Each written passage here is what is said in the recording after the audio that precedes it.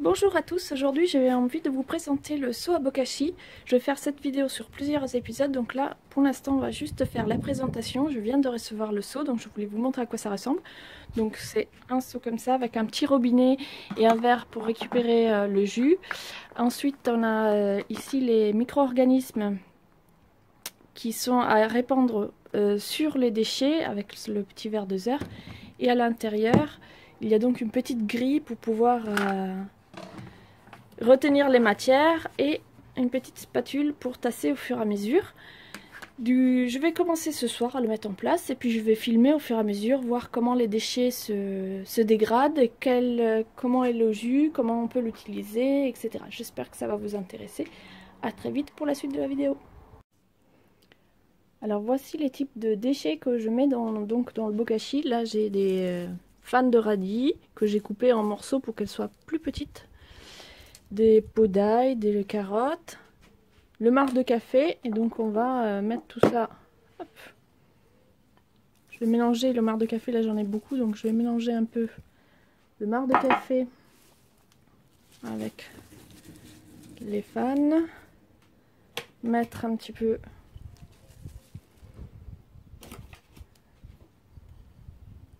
de micro-organismes, encore du café.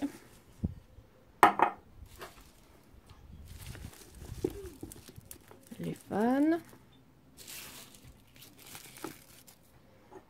du café, j'ai presque fini.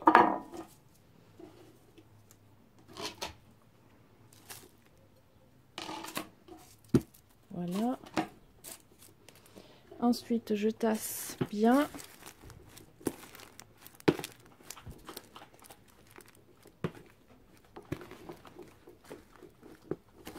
Faire quelque chose d'assez plat et homogène.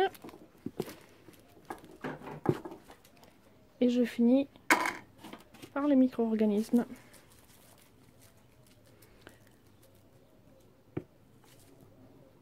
Alors là, j'avais mesuré sur mon verre, ça fait à peu près 20 grammes. Je ne mets pas à chaque fois 20 grammes parce que là, j'avais beaucoup d'apports.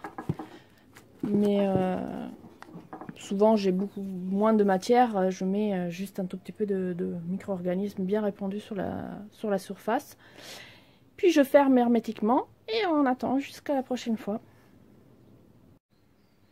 On se retrouve au bout d'une semaine pour faire le point sur le bokashi. Alors pour une première mise en route, il disait qu'il ne fallait pas extraire de jus avant une semaine et après ça sera à peu près tous les 3 jours. Donc là je vais essayer avec vous voir si ça fait une semaine pile que je l'ai mis en route. Donc est-ce qu'on a un jus?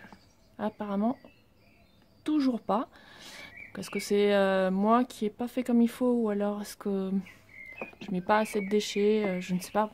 En ce moment, c'est vrai qu'on consomme pas beaucoup de légumes, donc j'ai pas beaucoup de choses. Alors là, je vous montre rapidement qu'est-ce qu'il y a dedans.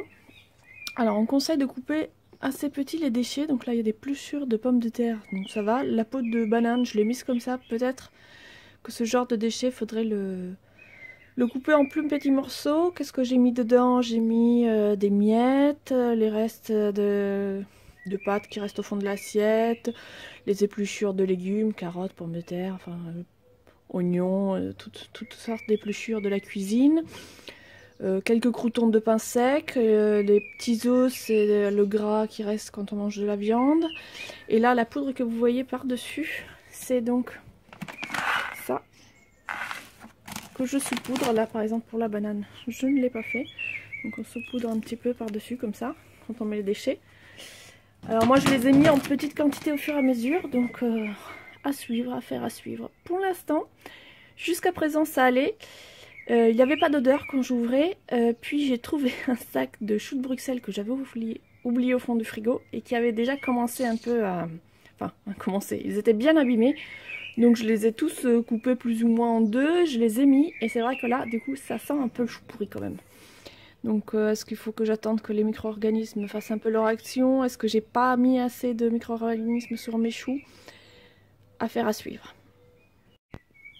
Alors me revoici pour faire un point sur le bokashi. Donc là ça va faire pratiquement un mois qu'on l'a mis en route. La dernière fois je disais que le jus ne coulait toujours pas. Là ça y est. ça coule, donc on ouvre le petit robinet et hop, on voit le jus qui coule. Je l'utilise pour arroser les plantes, aussi bien les plants de tomates, etc., que les plantes d'intérieur, en le diluant avec de l'eau. Alors le bokashi, lui, ne sent pas.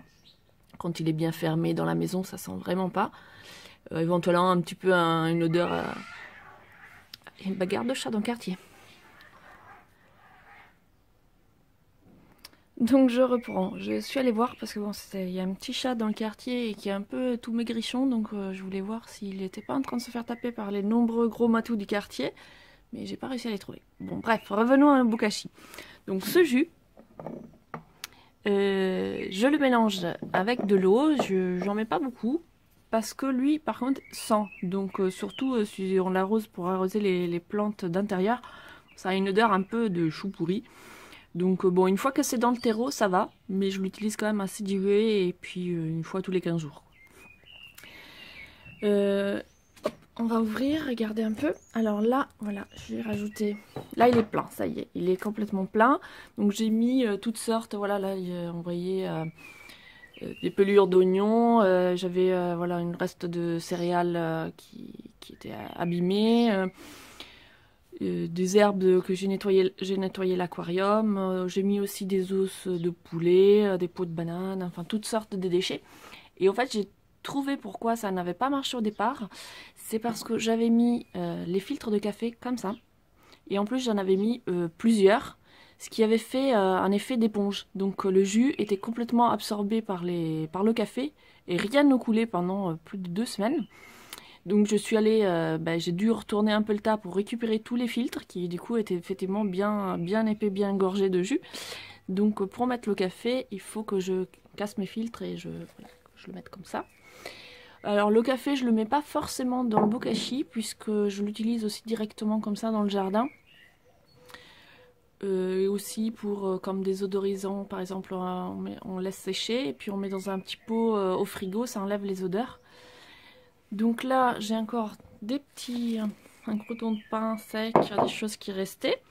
Donc on tasse avec le petit tassoir. Je remets un petit peu de ferment. Bon, là, j'y vais généreusement, avec une main, c'est pas pratique. Là, je vais le fermer comme il est plein et attendre 15 jours sans le réouvrir. Je vais laisser le processus se faire. Et ensuite, vous voyez, la matière, elle ne se décompose pas en fait. Donc, elle reste telle qu'elle. Et donc, je vais la mettre après au composteur du jardin. On peut aussi la répandre directement sur le sol.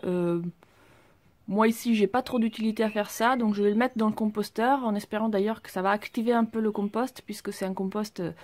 à froid avec voilà, des apports qui sont pas forcément réguliers avec les déchets du jardin, parfois il y a trop de verre, parfois il y a trop de sec. Donc là voilà, pendant l'hiver il y avait trop de branchages et choses comme ça n'a pas trop marché, donc j'espère que l'apport du bokashi bien fermenté va activer le compost pour qu'il digère plus vite. Donc voici pour cette petite première expérience du bokashi. Je peux pas encore trop faire de retour sur l'utilisation du jus, puisque ça ne fait pas très longtemps que je l'utilise et pour l'instant je remarque rien de particulier. Voilà, les plantes sont comme avant. Donc, mais j'en reviendrai peut-être plus tard avec une nouvelle vidéo sur l'utilisation des micro-organismes efficients qu'on peut produire avec le bokashi. J'espère que cette vidéo vous a plu. N'hésitez pas à liker, à partager, à vous abonner. Vous pouvez aussi trouver plein de photos sur mon compte Instagram du jardin et des fleurs. À bientôt!